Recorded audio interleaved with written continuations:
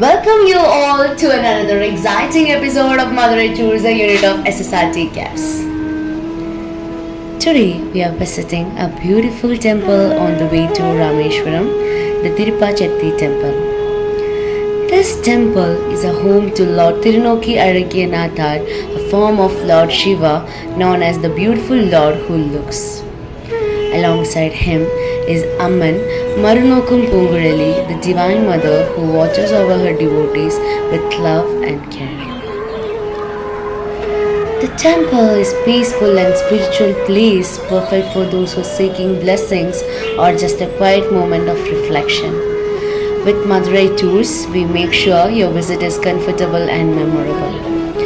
Our well-maintained and friendly guides will ensure you get the most out of the trip. As you explore the temple, you will feel the divine presence of Lord Shiva and Amman, making this truly special experience. At Madurai Tours, we don't just offer a trip, we provide a journey that stays with you. இந்த கோயில் வந்து திருமகளால் வழிபட்ட சேத்திரம்.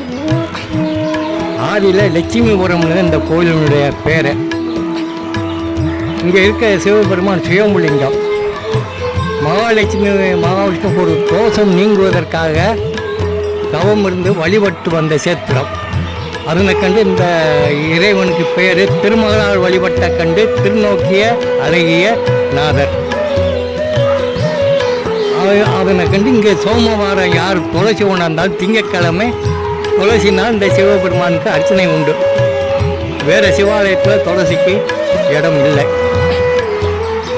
ரெண்டாவது பேர் திருப்பாக்கள் வந்து சேர்ந்த கண்டுதான் திருப்பாச்சேத்தி. சைவர்கள் வைணவர்கள் ஏடு விட்டு வந்து எதிர்த்து போன கண்டு திருப்பாச்சேத்தின்னு ரெண்டாவது பேர். ஆதி பேர் லட்சுமிபுரம்.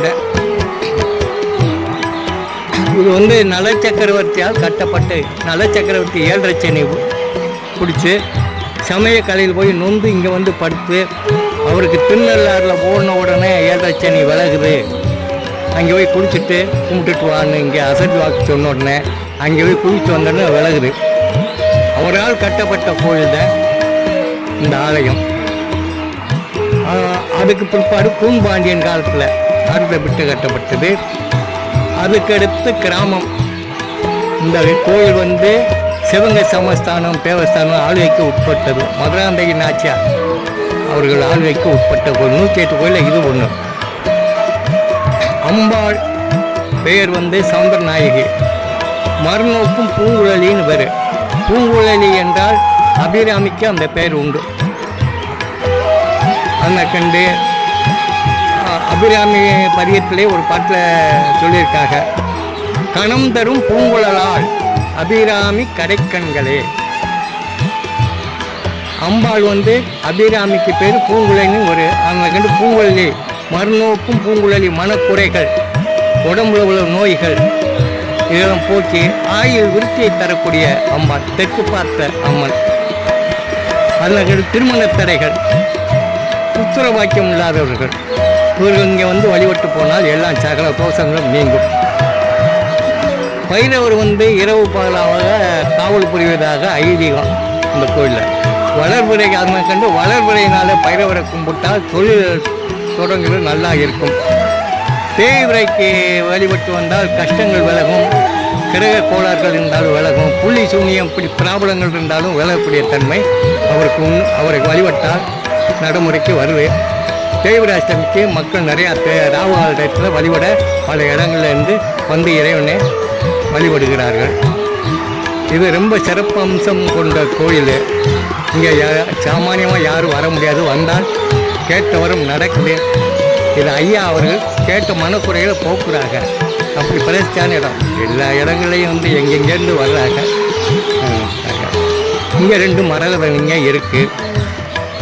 பிரதோஷம் அன்னைக்கு பிரதோஷம் 4 to 6 மாலை நேரம் எடுத்து பொதுமக்கள் பார்வைக்கு வைத்து பூஜைகள்லாம் நடக்கும், அபிஷேகங்கள்லாம் நடக்கும். அது பார்க்குறது இது சுயம்புலிங்கம், அது 2 மரகதலிங்கம். 3 லிங்கமும் பார்க்குறது பெரிய பாக்கியம் புண்ணியம்.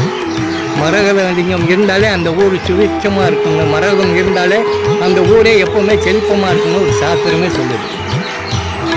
So join us on this journey to the Tirupachatti temple and let's be a part of your spiritual adventure. So what are you waiting for? Book your tour with us today and discover the beauty of Tamil Nadu's KS side. So stay tuned for the another episode.